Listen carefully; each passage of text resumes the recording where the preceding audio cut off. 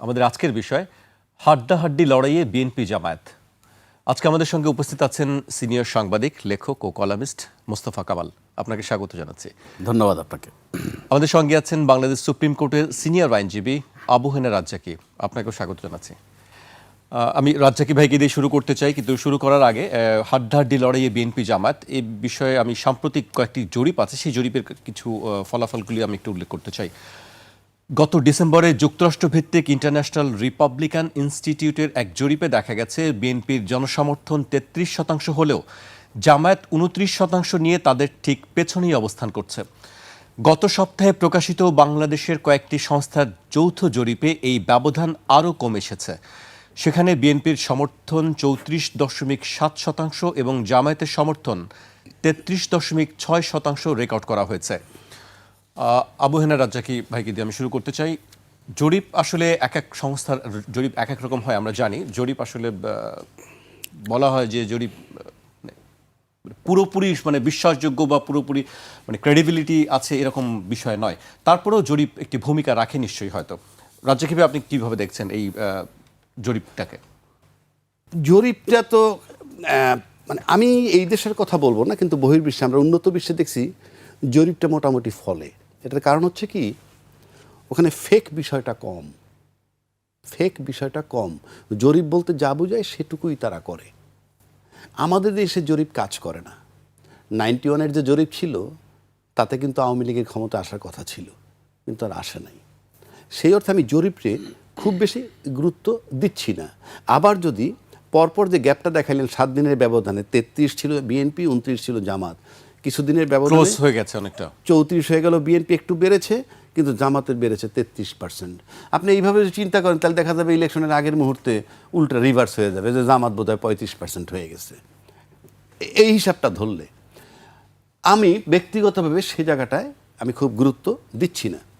আমি গুরুত্ব দিচ্ছি অন্য জায়গায়। এই যে আপনার একটা হাড্ডাহাড্ডি লড়াই কথা বলছেন, ইতিমধ্যে আমরা দেখেছি যে নানান জায়গায় ওই যে কোথায় যেন মারামারি হয়েছে, জায়গাটার কথা মিরপুরের পীরের বাগে গতকালকেই আমরা দেখেছি। তো তারপরে নির্বাচনী প্রচারণা করতে গিয়েও মারামারি নানান জায়গায় হচ্ছে, কাউকে অবাঞ্ছিত ঘোষণা করা হচ্ছে, কাউকে মনে করেন জোট থেকে দিছে তাকে ঢুকতে দিতেছে না, এই ধরনের বিষয়গুলো চলমান আছে। হাড্ডাহাড্ডি লড়াইয়ের বিষয়টা আমি একটু ভিন্নভাবে বলি।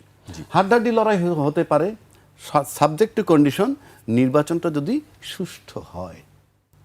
সুষ্ঠু হবে কি হবে না সেটার ব্যাখ্যা আমরা পরে আসব, কিন্তু নির্বাচনটা যদি মোটামুটি সুষ্ঠু হয় তাহলে হাড্ডাহাড্ডি লড়াই হবে, এতে কোনো সন্দেহ নাই। কেন নাই আমি আপনাকে সেটা বলছি। হাড্ডাহাড্ডি লড়াই হবে আপনি মনে করেন? আমি একেবারে নিশ্চিত হাড্ডাহাড্ডি লড়াই হবে যদি নির্বাচনটা সুষ্ঠু হয় এবং যদি 60%ও সুষ্ঠু হয়। সুষ্ঠু না হওয়ার ব্যাপারে আশঙ্কা প্রকাশ করছেন, সেটা পরে বলছি। সুষ্ঠু না হওয়ার ব্যাপারে এইটা শেষ করি। 4 কোটি ভোটার নিয়ে কারো কোনো দ্বিমত নাই। গত 15 বছরে জমছে যারা ভোট দিতে পারেন নাই, তরুণ ভোটার যাদেরকে বলা হয় না, 4 কোটি ভোটার। এই তরুণ ভোটাররা আওয়ামী লীগের সাথে তাদের হয়তো বিরূপ মনোভাব থাকতে পারে, কারণ তারা কিন্তু ওই 14-15 বছর তাদেরকে ক্ষমতায় দেখছে, ভোট দিতে পারে নাই, তাদেরকে তাড়াইয়ে দেওয়া হয়েছে বা তারা চলে গেছে, হট এভার ইট ইজ। এই 4 কোটি ভোটার গত 17-18 মাসের যে তাদের দেখা এক্সপেরিয়েন্স, সেখান থেকে তারা ভোট দেওয়ার সিদ্ধান্ত নিবে। সেখান থেকে ভোট দেওয়ার সিদ্ধান্ত যদি সে নেয়, তাহলে সে নিবে যে এই 15 মাসে কোন দলটার অ্যাক্টিভিটিস কীরকম, কোন দলের অ্যাক্টিভিটিস ফ্যাসিজমের পক্ষে, কোন দলের অ্যাক্টিভিটিস জুলাই চেতনাধারীদের পক্ষে, কোন দলের অ্যাক্টিভিটিস যারা নিহত হয়েছে আহত হয়েছে তাদের পক্ষে, কোন দলের অ্যাক্টিভিটিস সব কিছু বাদ দিয়ে শুধুই নির্বাচনের পক্ষে। এগুলা ওরা দেখবে। আপনার আমার বলে দেওয়ার ব্যাপার নয়, কেননা মাত্র 18 মাসের ঘটনা, এটা তাদের ভুলে যাবারও নয়। সুতরাং আমি মনে করি যে এই জুলাই চেতনা যারা ধারণ করবে, ভোট তাদের দিকে যাবে, 1 নম্বর। 2 নম্বর আরেকটা কথা বলি, কথাটা আমি আগেও বলছি আজকেও বলছি, কারণ বলা দরকার। জুলাই চেতনা তো সবাই ধারণ করে। জুলাই চেতনা আমি কিন্তু সেই বিতর্কে যাই নাই। অর্থাৎ ভোটার চিন্তা করবে জুলাই চেতনা ধারণ করে। আপনি বসে বিজ্ঞাপন দিলে তো হবে না। আমি যদি বলি এখানে বসে মিস্টার রাজ্জাকী সবচেয়ে ভালো, এটা তো সবচেয়ে ভালো সবার বলতে। সব দলই তো বলছে যে তারা জুলাই চেতনা। আমি তো বলছি সব দল বলতে পারে, রাইটও আছে তাদের বলার, কিন্তু ভোটার চিন্তা করবে সেটার রাইট তো আপনার নাই। ভোটার কি চিন্তা করবে, ভোটার কাকে চিন্তা করবে, যে অমুকে জুলাই চেতনার পক্ষে অমুকে বিপক্ষে, এই অধিকার তো ভোটারের, আপনার না। সুতরাং ভোটার কি চিন্তা করবে সেটা তো আমি হাত দিতে পারবো না তার উপরে। সুতরাং ভোটার যাকে চিন্তা করবে যে জুলাই চেতনার পক্ষে, ভোট সেদিকে যাবে। যদি হাড্ডাহাড্ডি লড়াই হয়, নির্বাচন সুষ্ঠু হয়। ব্যতিক্রম হলেই মনে করবেন নির্বাচন সুষ্ঠু হয়নি, প্রমাণও পাবেন। এবার আসেন বাকি চ্যাপ্টারে আসেন। 1400 লোক মারা গেছে কেউ বলে, ইতিমধ্যে এই কথা চলে আসছে 400 মারা গেছে। এই মোমেন সাহেব, আব্দুল মোমেন সাহেব এক ইন্টারভিউতে বলছে, ওই আচ্ছা তারটা আমি আমলে নিলাম না, 1400 লোক মারা গেছে, ছেলে পেলে মারা গেছে। এইখানে কোনো 75 বছর বয়সে বুড়া মারা যায় নাই, কোনো 55 বছর বয়সের রাজনৈতিক নেতাও মারা যায় নাই। রাজনৈতিক নেতা বলছে যারা এস্টাবলিশ, তাদের একটা নাতি পুতি ছেলে কেউ মারা যায়নি, তাদের সন্তানরা সুরক্ষিত ছিল সব। যারা মারা গেছে তারা এই দেশের সন্তান, যেই লেভেলের হোক, ছাত্র হোক, শ্রমিক হোক, ওই রিক্সা চালক হোক, তারা মারা গেছে। এবং এই যে 1400 লোক মারা গেছে, তাদের বাপ চাচা দাদা নানা যারা যে দলই করুক না কেন, তারা যদি দেখে যে যে দলের সে ভালোবাসে, যে দলে সে আছে, কিন্তু সেই দল আওয়ামী লীগের পক্ষে কাজ করতেছে বা ফ্যাসিজমের পক্ষে, আপনি নিশ্চিত থাকেন উপর দিয়ে যাই বলুক, ভিতর দিয়ে ভোট তাদেরকে দিবে না। প্লাস তারা প্রচার করবে যারা বিট্রেয়ার, এরা জুলাই চেতনার পক্ষে না, সুতরাং এ থেকে ভোট দেওয়া যাবে না। উপরে বলবে না, কারণ সেটা দল করে, কিন্তু ভিতরে। এবং এই প্রচার আপনি ঠেকায় রাখতে পারবেন না। একইভাবে যারা আহত হয়েছে 30,000 40,000, সে যখন দেখে তার চোখের সামনে তার মেয়েটার একটা চোখ নাই, সে যখন চোখের সামনে দেখে যে তার একটা ছেলের দুটো পা নাই, এই ব্যথা আপনি কি দিয়ে গুছাবেন? আপনি কি দিবেন তাকে? কি কম্পেনসেট করবেন? একটা ঠ্যাং নাই, তারে 5 কোটি টাকা দিলে কি হবে? একটা মেয়ের চোখ নাই, তারে 50 কোটি টাকা দিলে কি হবে? সুতরাং আপনি সে উপর দিয়ে যে দলই করুক, ভিতর দিয়ে সে ভোট অন্য জায়গায় দিবে। এই কারণে বলছি, ভোট যদি সুষ্ঠু হয়, লড়াই হবে হাড্ডাহাড্ডি। আর হাড্ডাহাড্ডির মানে সুনিশ্চিত কেউ 2/3 মেজরিটি পাবে না, কোনো দল হয়তো জিতবে সিঙ্গেল মেজরিটি নিয়ে। যে হাড্ডাহাড্ডির কথা আপনি বললেন, এইবার আসেন হাড্ডাহাড্ডি হবে কি হবে না, সুষ্ঠু ভোট হবে কি হবে না, সেই জায়গাটায় আসি। চিৎকার করে বলছে এইরকম এজলাসে এসে, আর এজলাসে না, কি বলে এটারে, আপনার ডায়াসে এসে, কি বিশ্ববিদ্যালয়ের নির্বাচনের ফলাফল জাতীয় পর্যায়ে কোনো ইম্প্যাক্ট থাকে না, বলে নাই? বহু লোক টকশোতে এসে বলছে, ডাকসু চাকসু রাকসু, এতে যারাই জিতুক কিচ্ছু আসে যায় না, এইভাবে স্যাটায়ার করে বলতো। তাহলে শাহজালাল বিশ্ববিদ্যালয় নির্বাচন বন্ধ করলেন কেন? নির্বাচন কমিশনে কোন এখতিয়ার আছে? নাম্বার 1, নির্বাচন কমিশন 2টা প্রশ্ন আগেও করছে, আজকেও করতেছি। নির্বাচন কমিশন আমি চ্যালেঞ্জ ছুড়ে দিচ্ছি, আপনি বলেন আপনি কোন আইনে নির্বাচন দিছেন? আপনি এবার যে তফসিল ঘোষণা করছেন সেখানে আপনি বলেন নাই সংবিধানের কোন অনুচ্ছেদ মোতাবেক নির্বাচন দিছেন। নাম্বার 2, যদি আপনি ভুলে গিয়ে থাকেন, কালকে সকালে আবার পত্রিকায় বলেন আমার সেদিন ভুল হয়ে গেছিল, আজকে বলে দিলাম এই সংবিধানের এই অনুচ্ছেদ মোতাবেক। কোম্পানির একটা লোকরে চাকরিচ্যুত করলেও বলে, বা এই কোম্পানির এত নম্বর আর্টিকেলের সি ধারা মোতাবেক তোমাকে চাকরিচ্যুত করা হইল। আপনি তফসিল দিলেন কোন আইনে? নাম্বার 1। নাম্বার 2, আপনি বিশ্ববিদ্যালয়ের নির্বাচন কে আপনাকে এখতিয়ার দিছে চিঠি দিয়ে বন্ধ করে দেওয়ার জন্য? আপনি বিভাগীয় কমিশনের চিঠি দিচ্ছেন, ডিসিকে চিঠি দিচ্ছেন, যেখানে বড় দল বলতেছে বিশ্ববিদ্যালয়ের নির্বাচনের কোনো ইম্প্যাক্ট জাতীয় পর্যায়ে নাই। সেখানে আপনি চিঠি লিখছেন, কি চিঠিতে বলছেন যে জাতীয় সংসদ নির্বাচন এবং গণভোটের কার্যক্রমের উপর যাতে প্রভাব না পড়ে সেজন্য বিভাগীয় কমিশন এবং ডিসিকে চিঠি লিখছেন। তার মানে বিশ্ববিদ্যালয়ের নির্বাচনের উপর যে প্রভাব পড়বে এ ব্যাপারে আপনারা নিশ্চিত হইছেন। তাহলে তারপরে আপনি এই যে চিঠিটা দিলেন, এটা কি আপনার অযোগ্যতা, অক্ষমতা, অদক্ষতা, নাকি ইলেকশনকে নিয়ে ইঞ্জিনিয়ারিংয়ের সামিল? এটা প্রশ্ন আসে। প্লাস যে সমস্ত বড় বড় দল দায়িত্বশীল তারাও তো বলেননি যে না, এটা কিছু আসে যায় না, নির্বাচন হোক। কিন্তু আলটিমেটলি শাহজালাল বিশ্ববিদ্যালয়ের নির্বাচন হাইকোর্টের হস্তক্ষেপে বন্ধ হয়ে গেছে। কিন্তু চিঠিটা তো ইস্যু করছে কি বলে আপনার ইসি, ইলেকশন কমিশন। আমি চ্যালেঞ্জ ছুড়ে দিচ্ছি, তার কোনো রাইট নাই। একটা আইন দেখাক যে এই আইনে সে করছে। 2 নম্বর, আপনি যেটা কোন আইনে করছে আসলে, যে ওনার মন গড়া কারো ইনফ্লুয়েন্স, এই জন্য নির্বাচন কমিশন চালায় কে? সেকেন্ড প্রশ্ন আসলো আপনার এই উত্তর থেকে। কারণ আপনি বন্ধ করবেন কেন? বিশ্ববিদ্যালয়ের নির্বাচনে কি আপনার পুলিশ ব্যবহার হবে, আপনার ডিসিএসপি ব্যবহার হবে, আপনি ইউএনও টিউএনও ব্যবহার হবে? কিছুতে ব্যবহার, ওটা তাদের ব্যাপার। কালকে বাজারে একটা নির্বাচন হবে, আপনি নিশ্চিত করে দিবেন? কে আপনি? আপনার নির্বাচনের জুরিডিকশনের মধ্যে তো নাই। অনধিকার চর্চা কার ইশারায়, কোন ইঙ্গিতে? প্রশ্ন রাখলাম, নির্বাচন কমিশনকে চালায় কে? এই চিঠি ইস্যু করলো কোন হিসাবে? চিঠি ইস্যু করার পরও সে বহাল তবিয়তে কেন আছে? এটা কি তার অযোগ্যতা, অদক্ষতা, নাকি ইঞ্জিনিয়ারিংয়ের সামিল? 2 নম্বর আসেন, মাহমুদুর রহমান সাহেব মান্না নিজে বলছেন যে আমি 2 জায়গায় একই কাগজপত্র দিয়েছিলাম, আমার এক জায়গায় নমিনেশন পেপার ঠিক হইলো আর এক জায়গায় হয় নাই, যদিও পরে আবার সেটাকেও আপনি করছেন, একসেপ্ট করছেন। তাহলে এই এই এই দ্বিচারিতা কেন? 1 2 আপনি একটা স্বচ্ছ, সবাই দেখতেছে দ্বৈত নাগরিকত্বের বহু লোক প্রার্থী হয়েছে। আমি সেই বিষয়ে আমি আসলে আমি আলোচনা করতে চাই, কিন্তু আমি এই পর্যায়ে আমি মোস্তফা কামাল ভাইয়ের কাছে আসতে চাই। যেহেতু হাড্ডাহাড্ডি লড়াইয়ের একটি কথা আমরা বলছি, আলোচনা করছি, জরিপের বিষয়টিও বলছি, এর বাইরে রাজ্জাকি ভাই বলছিলেন যে জরিপের বাইরেও হাড্ডাহাড্ডি লড়াই আমরা দেখেছি বা সেরকম আশঙ্কার কথা। আমি একটু গতকালকের ঘটনা একটু উল্লেখ করতে চাই। রাজধানীর মিরপুরের পীরেরবাগে স্থানীয় বিএনপি ও জামায়াত ইসলামী কর্মীদের মধ্যে ধাওয়া পাল্টা ধাওয়া সংঘর্ষ হয়েছে। এতে উভয় পক্ষের অন্তত 15 জন আহত হয়েছেন। মঙ্গলবার বিকেলে পীরেরবাগ 60 ফুট এলাকায় ঘটনা ঘটে। বিকেলে কয়েকজন নারী পীরেরবাগ এলাকার একটি বাসায় গিয়ে ভোটের প্রচার শুরু করেন। তারা নিজেদের জামায়াতের কর্মী পরিচয় দিয়ে ভোটের প্রচার চালান।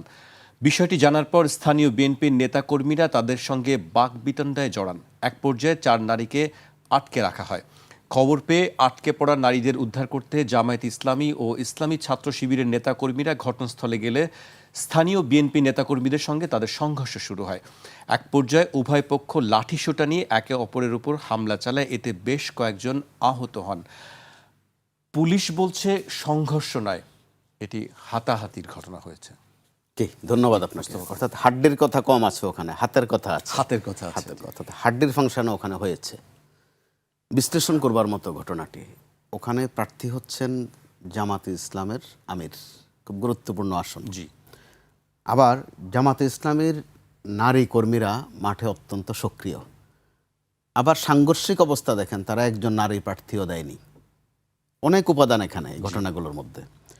ঠিক তার একদিন আগে বা 1.5 দিন আগে জঙ্গল সলিমপুর, চিটাগাংয়ের খুব গুরুত্বপূর্ণ এলাকা। জঙ্গল বলা হলো, আসলে জঙ্গল না, লোকালয়, খুব স্পর্শকাতর এলাকা। ওখানে এর আগেও একাধিকবার আইন শৃঙ্খলা বাহিনী আক্রমণের শিকার হয়েছে। এখন আমরা বলছি যে ওখানে ঘেরাও করে তাদের উপর হামলা হয়েছে, আর সম্বোধন করছি দুর্বৃত্ত বা সন্ত্রাসী। সিসি ক্যামেরার ফুটেজেও যতটুকু দেখা যাচ্ছে, খুব লুকানোর অবস্থা নেই যে দুর্বৃত্ত বলে, সন্ত্রাসী বলে, দুষ্কৃতিকারী বলে আড়াল করে ফেলা, এদের পরিচয় আছে। তো এখানে আমাদের কয়েকটা প্রশ্ন যাচ্ছে যে আইনশৃঙ্খলা বাহিনীর দিক থেকে তাদের কাছে এ সংক্রান্ত তথ্য অবশ্যই ছিল বা আছে, যে ওই এলাকায় কী হয়েছে আগেও। তো তারা মাত্র একটা গাড়ি নিয়ে ওখানে একটা অভিযানে গেলেন বা রেকিতে গেলেন। আবার তাদের উপর যে হামলাটা হলো, একজনের মৃত্যু হলো। তো আবার যার মৃত্যু হয়েছে তিনি অত্যন্ত চৌকস অফিসার, র্যাবের কর্মকর্তা। আর র্যাব তো অবশ্যই একটা এলিট ফোর্স। তো প্রশ্ন তো আসে যে একটা এলিট ফোর্স যেখানে হামলার শিকার, এমনকি মৃত্যুরও শিকার, সেখানে প্রার্থীদের কি অবস্থা হতে পারে নির্বাচন পর্যন্ত। আবার আমরা প্রার্থী পর্যন্ত যদি থেমে যাই, ওখানে একটা বৈষম্য হয়। ভোটারদের কি অবস্থা, যারা ভোট নেবেন, অর্থাৎ নির্বাচন সংশ্লিষ্ট যে কর্মকর্তারা আছেন, তাদের নিরাপত্তাটাই বা কোন পর্যায়ে আছে, এই প্রশ্নগুলোর দিকে কিন্তু আমরা যাচ্ছি না। এই আশঙ্কাটির কথা বলেছেন জি, যৌক্তিকভাবে তিনি ওই বিষয়টা উল্লেখ করেছেন। কিন্তু আমাদের এখানে দুঃখজনক ঘটনা হচ্ছে, যখন যিনি আক্রান্ত হন তার স্বজন বা তার দল শুধু ফোকাস করে বিষয়টা, অন্যরা ওই সময় চুপ থাকে, অথবা একটা দায় মোচনের চেষ্টা করে, অথবা এড়িয়ে যাওয়ার একটা চেষ্টা করে। কিন্তু এই ঘটনাগুলো ঘটছে কেন, ওই দিকে কিন্তু আমরা খুব একটা যাচ্ছি না।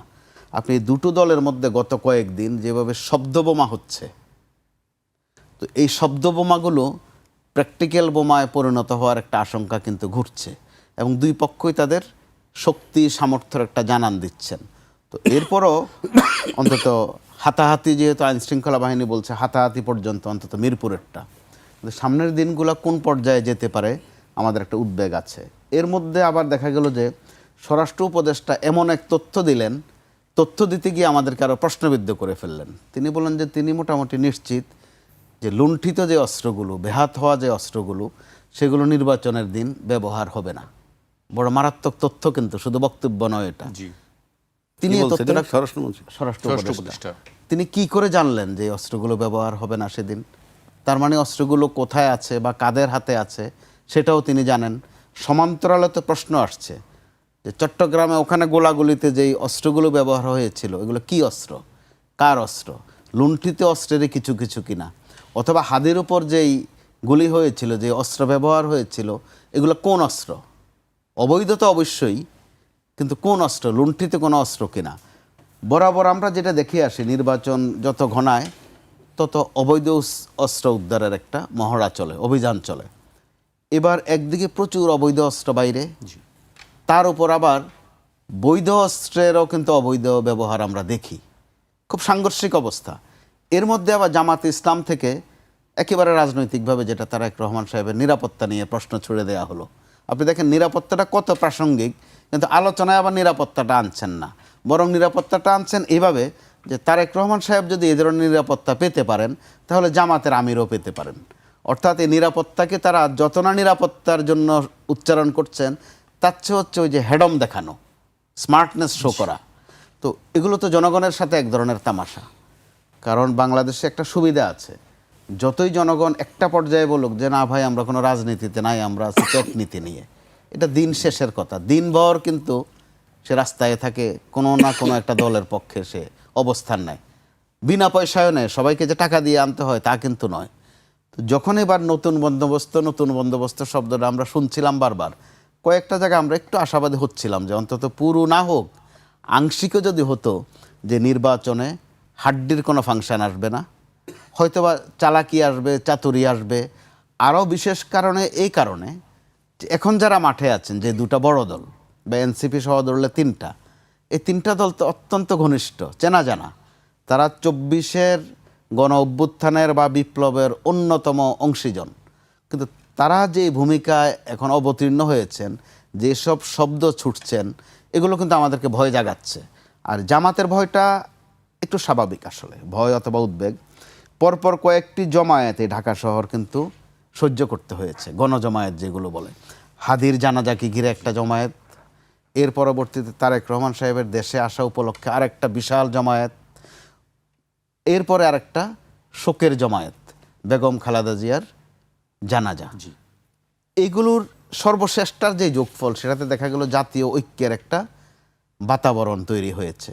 আপনি বিএনপি পছন্দ করেন আর না করেন, বেগম জিয়ার প্রতি সম্মান, শ্রদ্ধা, তারেক রহমান সাহেবের প্রতি সমবেদনা, এমনকি দোয়া করা।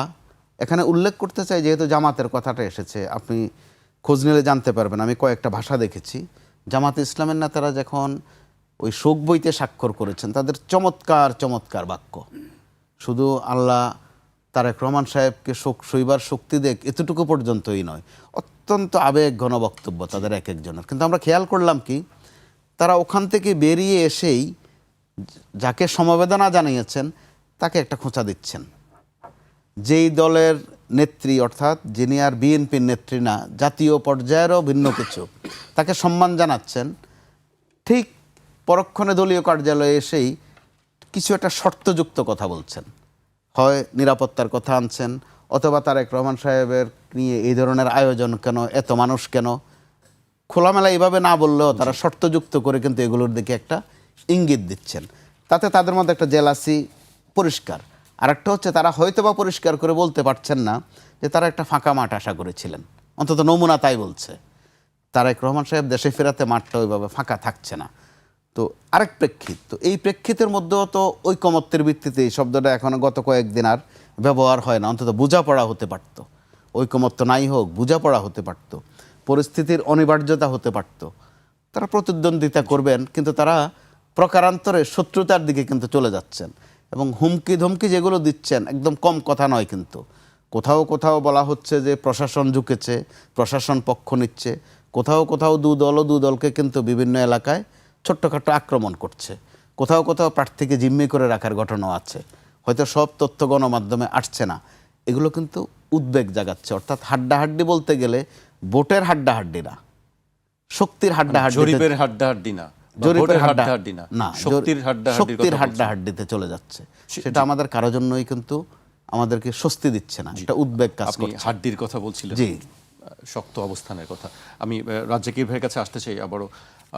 নির্বাচন আচরণবিধি নিয়েও আলোচনা হচ্ছে বেশ কয়েকদিন ধরেই। কালকে আমরা দেখেছি যে কথা বলছেন, আজকেও কথা বলেছেন, নাহিদ ইসলামের বেলায় ইসি শো কজ করছে, অথচ তারেক রহমানের বেলায় নিশ্চুপ থাকছে ইসি, এটি নাসিরুদ্দিন পাটোয়ারি অভিযোগ করেছেন। আমি যদি কয়েকটি জেলার কয়েকটি তথ্য উল্লেখ করি, 27 জেলায় অন্তত 73 জনকে শো কজ করা হয়েছে। বিএনপির 35 জন, জামায়াতের 18 জন, এনসিপির 4 জন, ইসলামী আন্দোলনের 3 জনকে শোকজ করা হয়েছে। বেশিরভাগ ক্ষেত্রে প্রার্থীদের সতর্ক করা হয়েছে, কোথাও কোথাও জরিমানা করা হয়েছে। আচরণবিধি লঙ্ঘন নিয়েও আলোচনা, আপনি কিভাবে দেখছেন এই বিষয়টি? আপনি যতগুলো দলের নাম বললেন তাতে কিন্তু আমরা সম্ভাব্য যে দলটা ক্ষমতায় আসবে তাদের নামটা নাই। এই যে আচরণবিধি যে এতজন বললেন, কারা ক্ষমতায় আসবে সম্ভাব্য আপনার কাছে মনে হচ্ছে?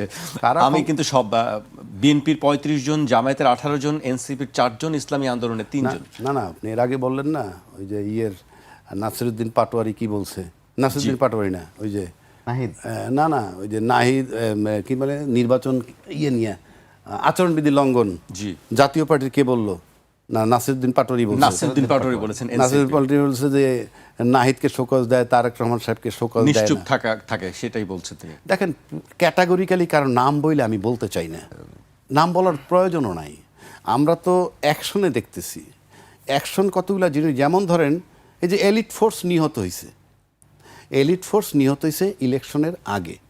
আচ্ছা, পীরের বাগে কি হাড্ডাহাড্ডি মারামারি হইতেছে, মহিলাদেরকে আটক পর্যন্ত করছে বললেন।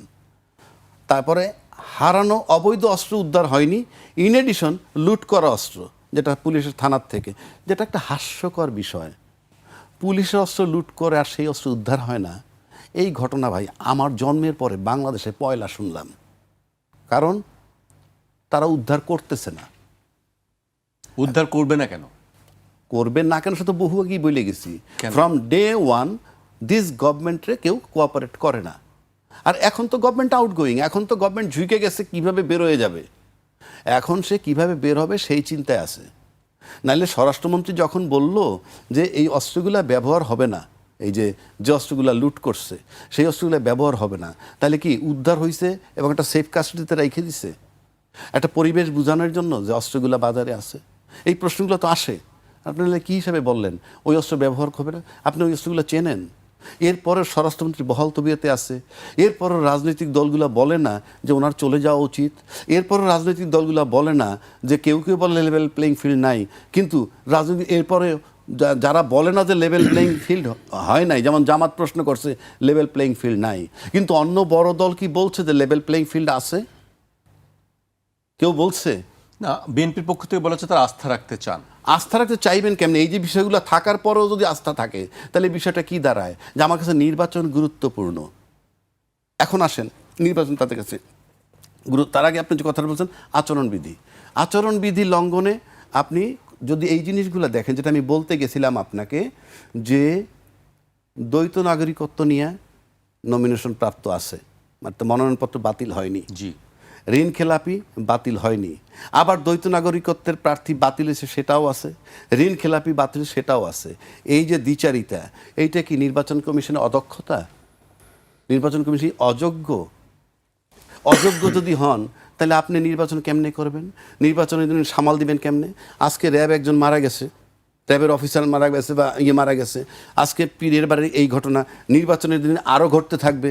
তাহলে কি নির্বাচন কমিশন কি চাপের মুখেই দ্বৈত নাগরিকত্ব? আমি তো নির্বাচনের কাছে কৈফিয়ত চাচ্ছি। আপনি এক জায়গায় দ্বৈত নাগরিকত্ব লোক বাদ দিচ্ছেন, আর জায়গায় দিচ্ছেন না কেন? তাহলে আপনি নির্বাচনটা তুলবেন কেমনে? আর সেই নির্বাচন তোলার জন্য আমরা ব্যস্ত কেন? তারপর আমরা বলতেছি কেন আমরা আশাবাদী এই হবে? আমি তো এখানে দ্বিচারিতা দেখতেছি। একটা স্বাধীন দেশে সবার চোখের সামনে এটা চলমান থাকবে নির্বাচন কমিশনের এই অ্যাক্টিভিটিস, আর আমরা সেটা তাকায় দেখব। একবারও কি ভাবছেন নির্বাচন কমিশনের এই সুযোগ, এই অদক্ষতার কারণে কিংবা তার ভয়ের কারণে হোক কিংবা সুদূরপ্রসারী ইঞ্জিনিয়ারিং পরিকল্পনার কারণে হোক, কিন্তু যারা ক্ষমতায় যাবেন, এমপি হবেন, লিখে রাখেন সময়ের ব্যবধানে এইগুলো আপনাকে ছোবল মারবে। কেন মারবে সেটা বলে দিচ্ছি। সেটা প্রমাণ করে গেছেন আবার শফিক রেহমান সাহেব। কয়েকদিন আগে উনি সাংবাদিকদের সম্মেলনে বক্তব্য রাখছেন এবং সেখানে উনি পরিষ্কারভাবে বলছেন, কোন সাংবাদিকদেরকে বলছেন দালাল হিসেবে চিহ্নিত করেছেন। আমি নামটা বললাম না, পত্রিকার নামটাও বললাম না, আমি তাদের ছবি দেখছি তখন মুখের উপরে জাস্ট এইভাবে হাত দিয়ে কোনো মানে একটু আড়াল হতে চায়, বাট ক্যামেরা তো ধরে আছে। দালাল শব্দটা ব্যবহার করার বলছে, ওনার বলতে খারাপ লাগতেছে। আপনারা একসময় আওয়ামী লীগের দালালি করেছেন, আপনারা এখন আজকে বিএনপির দালালি করছেন কেন? আপনার সৎসাহসটা আপনি আওয়ামী লীগের পক্ষেই লেখেন না। তারপরে আবার বলছেন আমি জানি আপনাদের পয়সা দরকার, পয়সার জন্য করেন। এর পরে আপনি কি আশা করেন? তখন তিনি নিজের ব্যাখ্যা দিয়েছেন ওনার বাড়ি ভাড়া ইনকাম আছে, দিস ইনকাম আছে। সুতরাং আপনারা বিকল্প একটা ব্যবসা বাণিজ্য করেন, কিন্তু পয়সার বিনিময়ে আজকে অমুকের দালাল, কালকে তমুকের দালাল, এটা হয়েন না। এরপরে আপনি কি আশা করতেছেন এবং সেটা আমরা তাকায় তাকায় দেখতেছি। আমি আবারও নির্বাচন কমিশনে বলছি যে দুইটা বিষয়ে কাজ করছেন আপনি। একটা তফসিল ঘোষণা করছেন কোন আইনে, আর শাহজালাল বিশ্ববিদ্যালয়ের নির্বাচন ঘোষণা বাতিল করার জন্য আপনি চিঠি দেন কোন আইনে, আপনি পরিষ্কার করবেন। 3 নম্বর আসেন, যেটা বলতেছিলাম, আজকে যেমন ধরেন মোমেন সাহেব, আমি দেখলাম, আপনি লক্ষ্য করে দেখছেন যে মোমেন সাহেব একটা প্রশ্ন রেজ করছে। 1 নম্বর সে বলছে আওয়ামী লীগ ছাড়া নির্বাচন করলে সেই নির্বাচনটা গ্রহণযোগ্য হবে না। বলছেন উনি, কেন হবে কি হবে না সেটা আমার প্রশ্ন না, উনি বলছেন। আমি ওনাদের কথা, যেমন শফিক রহমান সাহেবের কথা আমি কোট করলাম। তারপরে বলতে শুনিনি আপনি আমেরিকান অ্যাম্বাসেডার সাহেব দেখা করছেন সম্প্রতি বিএনপির চেয়ারপারসনের সাথে, এবং সেখানে কিন্তু উনি সব দলের সাথে কাজ করতে চান এবং ইনক্লুসিভ নির্বাচন চান। ইইউ একই কথা বলেছে। আমি বলছি না আমি চাই কি চাই না, কারণ আমি এখানে অ্যানালাইসিস করতেছি, আমার এখানে কোনো নিজস্ব মতামত না, আমি তাদের কথাগুলো বললাম। কেন? যে এই নির্বাচনটা হওয়ার পর এটা সিমটমটা আমি যেটা দেখতেছি এইটা খুব বড় আকারে। কেননা আপনি কিন্তু আওয়ামী লীগকে ব্যান্ড করেননি, রাষ্ট্র আওয়ামী লীগকে ব্যান্ড করেনি, রাষ্ট্র আওয়ামী লীগের কার্যক্রম নিষিদ্ধ করছে, স্থগিত করেছে। তা আমরা যারা গর্ব করি, অহংকার করি গণতন্ত্রের পক্ষের শক্তি, আপনারা কেন চিৎকার করে বলেননি সব দলের নির্বাচন হওয়া উচিত? আমি একবার বলছি না হওয়া উচিত কি উচিত না, যেহেতু ব্যান্ড করে নাই। নাৎসি বাহিনী ব্যান্ড হয়েছে, ওই যে কি হিটলারের নাজি বাহিনী, ইটালির আরও এক পার্টি ব্যান্ড হয়েছে। ব্যান্ড হইলে সেটা লিগ্যালি হোক আর ইলিগ্যালি হোক সেটা এক কথা, কিন্তু আপনি গণতন্ত্রের পক্ষে বয়ান দিতেছেন আপনারা সবাই মিলে, সব রাজনৈতিক দল, অথচ আপনারা ব্যান্ড পার্টিটা, কিন্তু পার্টি ইনক্লুসিভ নির্বাচন, ওই যে আজকে এই সুর তুলছে যেটা বললাম আব্দুল মোমেন সাহেব, সমস্ত হাই কমিশনাররা বলতেছে, এম্বাসি বলতেছে, তো এইটা তো সময়ের ব্যবধানে, এটা তো লজিক্যাল প্রশ্ন। এমনকি রাজনৈতিক দলগুলোকে একবার বলেছে সরকারকে যে দল আপনি ব্যান্ড করেননি, কারণ আমি এটা বলতেছি কেন, আপনারা মুখে মুখে খালি গণতন্ত্রের কথা বলেন, সব দলের নির্বাচন হওয়া দরকার, মানে থাকা উচিত, তাহলে যে দলটা ব্যান্ড নয়, আমি কিন্তু একবার বলি না আওয়ামী লীগের নির্বাচন করা উচিত কি উচিত না, কিন্তু রাজনৈতিক দল তো সরকারকে চাপ দেওয়া উচিত, যে দল ব্যান্ড নয় সে নির্বাচনে আসতে পারবে না কেন?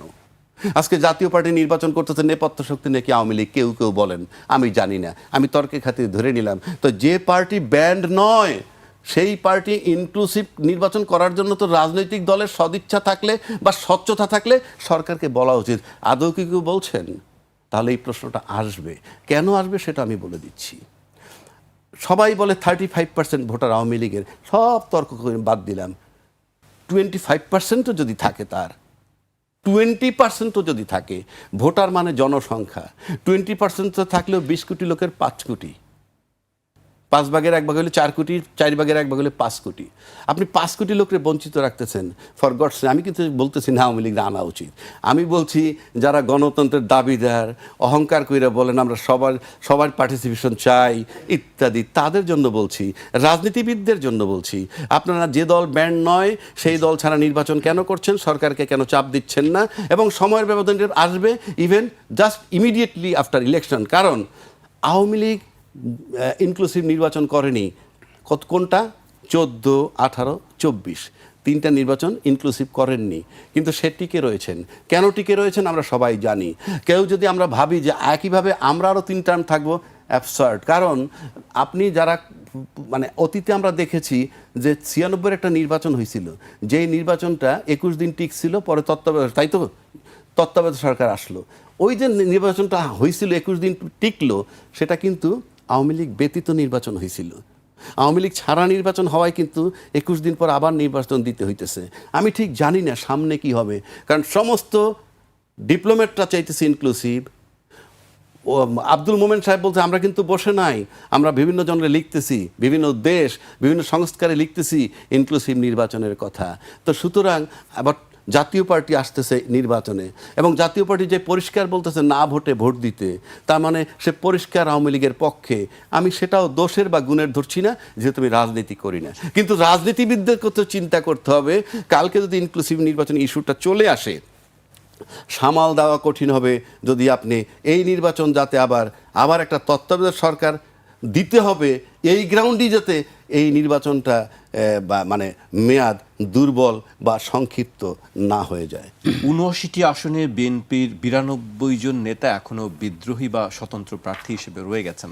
কোনো কোনো আসনে একাধিক বিদ্রোহী প্রার্থী রয়েছেন, আমরা দেখছি। আপনি নিজেও সংবাদ মাধ্যমের সঙ্গে আছেন, জানেন খুব ভালো করে বিষয়গুলো। এই বিষয়গুলো আসলে কি বিএনপির জন্য একটি নিশ্চয়ই মাথা ব্যথার একটি কারণ? জি, ওই যে হাড্ডাহাড্ডি শব্দটা ওখানে ওখানেও আছে, খুব মানানসই হয়। এই কারণে জামাত ইসলাম স্বাভাবিকভাবে এই সুযোগটা নেবে, তাদের কাছে এ সংক্রান্ত তথ্য আরো বেশি আছে। শুধু কি জামায়াত ইসলাম, জাতীয় পার্টি আমরা দেখছি যে ১৯৬টি আসনের চূড়ান্ত প্রার্থী ঘোষণা করেছে জাতীয় পার্টি, গতকাল তারা সংবাদ সম্মেলনে বলেছে। তাদের মধ্যে একটা পুলক কিন্তু গত কয়েকদিন আমরা একটু একটু করে দেখেছি। তো এখানে জামাতের মূলত অন্যতম শক্তি, যেটা মাঠের শক্তি, সেটা হচ্ছে ছাত্র শিবির। আর ছাত্র মানে হচ্ছে যে শিক্ষাঙ্গন কেন্দ্রিক, তাদের ওখানে একটা উচ্চাশা আছে। তার উপর বিএনপির দিক থেকে আপনি ৭৯টার কথা বললেন, সংখ্যাগতভাবে সম্ভবত গোলমাল আছে প্রায় ১০০ মতো। জামাত, আমার কাছে যতটুকু তথ্য, জামাত প্রতিদিনে জরিপ করছে। যে জরিপ শব্দটা বললেন, প্রত্যেক দিন তারা জরিপ করছে।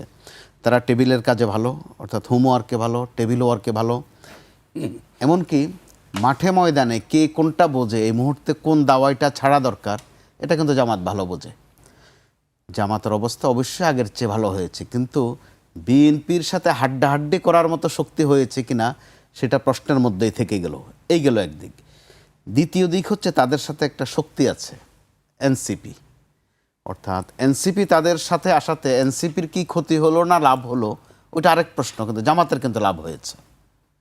আবার আরেক দিকে জামাত কিন্তু একটা মোটা দাগে একটা লস করে ফেলেছে ২-৩ দিন আগে। তারা যেটা চেষ্টা করেছিল যে দক্ষিণপন্থী ভোটগুলো এক বক্সের মধ্যে নিয়ে আসা, সেটি ভাগ হয়ে গেছে। তো ওখানে আবার বিএনপির জন্য ভালো খবর আছে। তো এরকম ভালো মন্দ খবরের রসায়নে হাড্ডাহাড্ডি যদি লড়াইটা ভোটের ময়দানে হয়, সেটা অবশ্যই নির্বাচনকে একটা অর্থ দাঁড় করাবে। অর্থাৎ যেটা আমরা বলতে চাই যে উৎসব মুখর, উৎসব ওখানে একটু একটু হতে পারে। কিন্তু যেভাবে মারামারি করে উৎসব হচ্ছে, যেভাবে রক্ত দিয়ে লাল উৎসব হচ্ছে, ওইটা কিন্তু ভয় জাগাচ্ছে।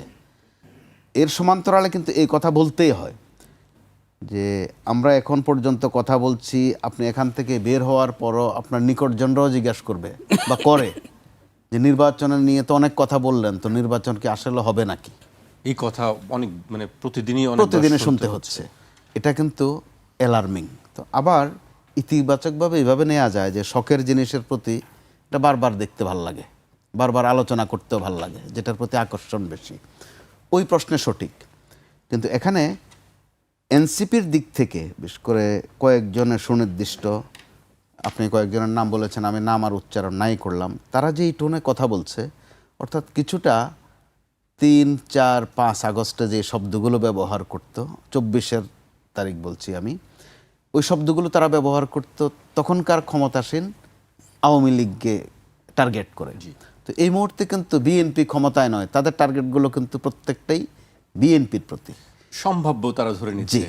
অর্থাৎ বিএনপি কিন্তু ক্ষমতায় নেই, কিন্তু তারপরও বিএনপির কি যন্ত্রণা সইতে হচ্ছে, তাদের কথা শুনতে হচ্ছে।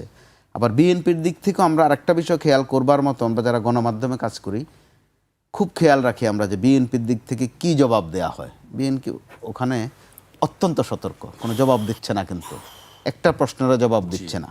তো এটা এক ধরনের কৌশলও হতে পারে, বিচক্ষণতাও হতে পারে, কিন্তু সেটা কতদিন।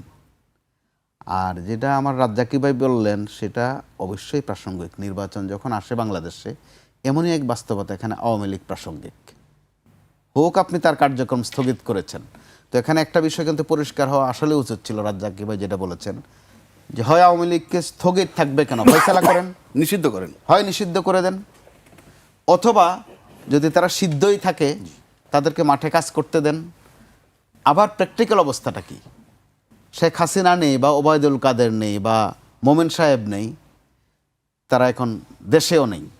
মোমেন সাহেব তো শুধু কথা বদলাচ্ছেন না, চেহারাও বদলে ফেলেছেন।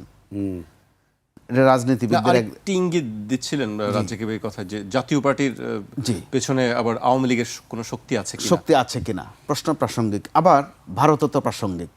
ভারতের দুটা বিষয় এখানে দেখেন উল্লেখ না করলেই নয়, একদম কাছাকাছি বিষয়।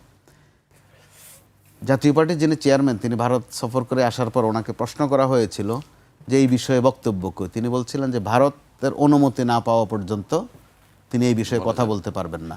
কাছাকাছি একটা ঘটনা ঘটেছে জামাতে ইসলামের আমিনের সাথে। ওনার সাথে ভারতের কর্তৃপক্ষীয় কথা হয়েছে, তারা বলেছিল এই কথাবার্তা যেন গোপন রাখা হয়। তো তিনি আবার সাহসের সাথে বলে ফেলেছেন যে না, আমি আর গোপন রাখলাম না, দীর্ঘদিন প্রকাশ বেশ করে কয়েক ফেললাম। মাস পরে তিনি বলে। তাহলে অর্থটা কি দাঁড়াচ্ছে? যে ভারত একটা ফ্যাক্টর, তারা শুধু কথাই বলে না, কথা গোপন রাখার বিষয় একটা আরোপ গোপন করে রাখতে বলে। আবার কেউ কেউ গোপন রাখে, কেউ কেউ ঘোষণা দিয়ে গোপন প্রকাশ রাখে, করে দেন, কেউ কেউ প্রকাশ করে দেয়। এই তো হচ্ছে তফাৎটা।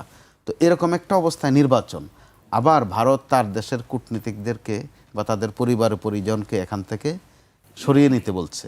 সেটা কি কোনো নিরাপত্তার ভয়ে নাকি কূটনৈতিক কোনো অন্য কোনো কৌশল কিনা সেটা আমরা সেদিকে খেয়ালও করছি না। নিজেরা কিন্তু হাড্ডি হাড্ডি মারামারি করছি, বলছি হাড্ডাহাড্ডি লড়াই।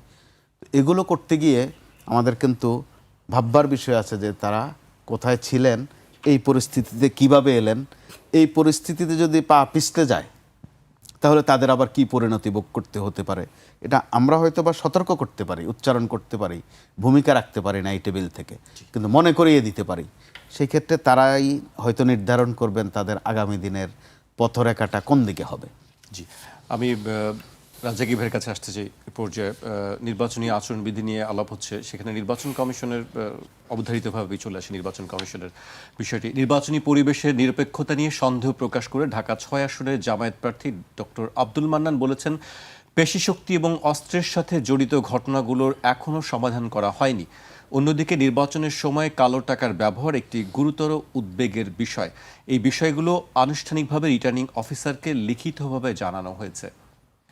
রাজ্জাকি ভাই, ভাই বললাম তো, বেশ কিছু অভিযোগ তিনি আমরা করেছেন। তো দেখতেছি কতগুলি। এর আগে আমরা বলে গেলাম যে নির্বাচন কমিশনের কি অদক্ষতা নাকি ইঞ্জিনিয়ারিংয়ের পক্ষে, এই বিষয়গুলো ক্লিয়ার করতে হবে। কেননা একটু আগে তো বলে গেলাম আপনাকে, যেখানে আপনার অস্ত্র উদ্ধার হয়নি, যেখানে আপনার পুলিশের লুট করা অস্ত্র উদ্ধার হয়নি, যেখানে স্বরাষ্ট্রমন্ত্রী বলতেছে এগুলা ব্যবহার হবে না, এখন তো সব কিছু নির্বাচন কমিশনের আন্ডারে। নির্বাচন কমিশনই তো কৈফিয়ত চাইতে পারে স্বরাষ্ট্রমন্ত্রীর কাছে প্রয়োজনে, কারণ সেও সাংবিধানিক পদ হোল্ড করে, যে আপনি এই সূত্রটা কোত্থেকে দিলেন, কিভাবে দিলেন। এগুলো কিন্তু খুব মারাত্মক না, ব্যাপার। কিন্তু দুই দলই, রাজ্জাকি ভাই, দুই দলই কিন্তু বলছে যে ইলেকশন ইঞ্জিনিয়ারিং করার একটা ষড়যন্ত্র বা একটা বেশ চক্রান্ত ভালো চলছে। কথা। দুই বিএনপি দলের বলছে, জামায়াত মধ্যে রাখেন, বলছে। দুই দলের মধ্যে যদি বলে, আমি জানি না কোন দল, সব দলই ধরে নিলাম। দুই দল বলতে আমরা এখন দুইটা দল ধরবো, বিএনপি আর জামাত, কারণ দুইটা দলের নিয়ে দুইটা জোট বানাইছি। এখন বিএনপি যদি বলে, যেমন আমরা এমন কথাও শুনছি, 3 জন ভোটার নাই, তারা নাকি নির্বাচন বন্ধ করবে। এই কথা যদি কেউ বলে, বলার পর যদি বলে ওরা নির্বাচন বন্ধ করতে পারে, হাস্যকর হয় না? ভোটার 3 জন নাই, তারপর যদি বলেন ওনারা নির্বাচন বন্ধ করতে চায়, তাহলে বিষয়টা কেমন মনে হয়? আবার কেউ বলছেন দায়িত্বশীল দলের যে দুইটা দল নির্বাচন চাইতেছে নির্বাচন বাতিল করতে। দুইটা দল যারই মিন করুক, ওনরা যখন নাম বলে নাই আমিও বলি নাই, কিন্তু আমরা তো বুঝি, তো এই দুইটা দল নির্বাচন বাতিল করবে কেমনে? আসলে বিষয়টা কি, যদি এমন হয় যে ওই দুইটা দল ইঞ্জিনিয়ারিং করতে সেন্টারে যাবে, আর যদি আমরা রুখতে যাই তাইলেও মারামারি। আর যদি দুই প্ল্যান করে আসে আমরা ইঞ্জিনিয়ারিং করুম, তাইলেও মারামারি। আবার যদি প্ল্যান করে আসে যে ওনরা ইঞ্জিনিয়ারিং করবে আমরা বাধা দেবো, তাও মারামারি। তার মানে মারামারি সুনিশ্চিত। তার মানে নিজেদের উপরে আস্থা নাই, হাড্ডাহাড্ডি লড়াই। এটা হাড্ডাহাড্ডি লড়াই, নিজেদের উপরে আস্থা নাই। এবং মাঠ জরিপ করে দেখা গেছে ভোটারদের মনোযোগ জয় করতে পারে নাই, মন নিতে পারে নাই।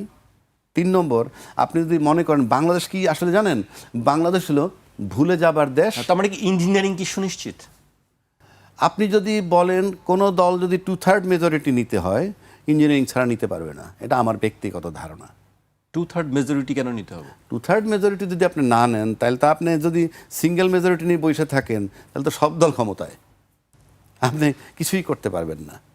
সিঙ্গেল মেজরিটি নিয়ে গেলে আপনি রাষ্ট্রপতি পর্যন্ত নিয়োগ দিতে পারবেন সিঙ্গেল মেজরিটি দিয়ে, কিন্তু আপনি কিছুই করতে পারবেন না। আপনার মন মতো করতে চান, প্রত্যেকেই তার মন মতো করতে চায়। তাই প্রত্যেকে যদি মন মতো করতে চায়, এবং সেক্ষেত্রে যদি এমন হয় যে আমরা অনেক কর্মকাণ্ড ভুলে গেছি, যে কারো কারো বিচারও আমরা করব, কিংবা কারো বিচার থামিয়ে ফেলবো, কিংবা সংবিধান আমার মতো করে পরিবর্তন করব, কিংবা গণভোট যদি বিজয় লাভ করে তারপরে আমি কার্যকর করব না, আমি এই নোট অফ ডিসেন্ট দিয়ে চলে গেছি, এগুলো আমি মানবো না, তাতেও 2/3 মেজরিটি লাগবে। যদি অন্যের উপরে ডিপেন্ড করতে হয় তাহলে তো ঝামেলা হয়ে গেল। সুতরাং বিষয়টা হচ্ছে ওইখানে। এখন এই বাংলাদেশ যেহেতু ভুলে যাওয়ার দেশ, আমি যদি বড় দলের হইতাম, আজকে আমরা তো ট্যাগ পাই, টকশো করার পর আমরা ট্যাগ পাই, নিরপেক্ষভাবে কথা বলি, কখনো পক্ষে যায়, যার বিপক্ষে যায় সে ট্যাগ লাগায়। আপনি একটা জিনিস কি লক্ষ্য করে দেখছেন যে সবই কিন্তু রাজনৈতিকভাবে প্রহসন যদি ধরি, যে অমুক দলের ভোট দিলে বেহেস্ত পাবা, এটা তো রাজনৈতিক বক্তব্য, মানে সুবিধা নেওয়ার, ভোট আনার, এই তো প্ল্যানটা তো এই। যদি তাই হয় তাহলে আমরা যারা ফ্যামিলি কার্ড দিব তারা তো দুনিয়া দিতেছি তাদেরকে, তাহলে একজনে দিতেছি দুনিয়া, আরেকজনে দিতেছি আখেরাত। মানে একদল বলতেছে ফ্যামিলি কার্ড দিব, স্বাস্থ্য কার্ড দিব, সে তো দুনিয়ায় বেনিফিট পাবে, তাহলে আমি দুনিয়া দিচ্ছি। আর একজন বলতেছে আমারে ভোট দিলে বেহেশত পাবেন, আর এক দল দিতেছে আখেরাত। তার মানে দুইজন দুইটা জিনিস বিক্রি করতেছে, কেউ দুনিয়া কেউ আখেরাত। এখন কেন বলতেছি কথা, দুইটাই তো লাগবে আমাদের, দুইটাই তো লাগবে। তো দুইটাই যদি লাগে তাহলে হাড্ডাহাড্ডি লড়াই হবে, 2/3 মেজরিটি পাবে না। সেক্ষেত্রে ইঞ্জিনিয়ারিং এর বিকল্প কি? আপনি 2/3 মেজরিটি পাবেন কেমনে? আমি তো 4 কোটি ভোটারের কথা বলছি। 4 কোটি ভোটার ভাববে কাকে ভোট দিব। যার সন্তান মারা গেছে সে যে দলেরই থাকুক, সে যদি দেখে যে তার দল ফ্যাসিজমের পক্ষে, ওখানে ভোট দিবে না। আপনি এইভাবে চিন্তা করলে দেখবেন হাড্ডাহাড্ডি লড়াই সুনিশ্চিত। সেই কারণে বলছি, ওই জন্য ইঞ্জিনিয়ারিং কথাটা আগাম নিয়ে আসতেছে বহুজনে, যে দুইটা দল ইঞ্জিনিয়ারিং করতে চায়। যাদের 3টা ভোট নাই তারা যদি ইঞ্জিনিয়ারিং করতে পারে, ইতিমধ্যে আপনি কতগুলো পরিবর্তন দেখবেন। হোক সেটা লোক দেখানো, হোক সেটা লোক দেখানো, সবাই তো লোক দেখায়। আপনি যে সম্মান করতেছেন, এমন অনেক সম্মান করতেছেন। আমি একটা কথা আপনাকে বলছি না কিছুদিন আগে, ফলো করলে এখনও বাজারে পাবেন, যে আমার ছেলের বয়স 25 কিংবা আমার মেয়ের বয়স 25, সে যখন আমাকে অ্যাডভাইস করে এবং অ্যাডভাইসটা যখন প্রপার হয়, খুব ভালো লাগে, তখন আমি কিন্তু প্রচার করি। কি প্রচার করি? বা আমার মেয়ে কিন্তু ম্যাচিউরড হয়েছে, আমার ছেলে কিন্তু খুব ম্যাচিউরড হয়েছে, খুব ম্যাচিউরড কথা বলে, এবং সেটা আমি ফলো করি।